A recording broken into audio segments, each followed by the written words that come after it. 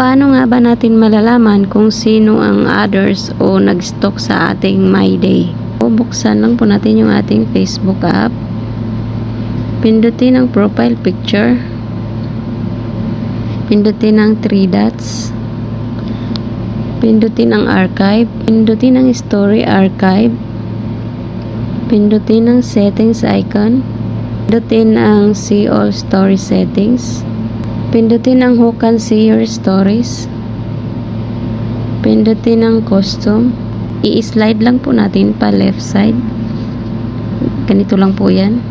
Dito po natin makikita yung mga nag-stalk sa ating mga account or yung hindi natin friend or yung nag-stalk sa ating mga My Day. Yun lamang po. Thank you for watching guys. Sana po nakatulong. Please follow and share for more videos po.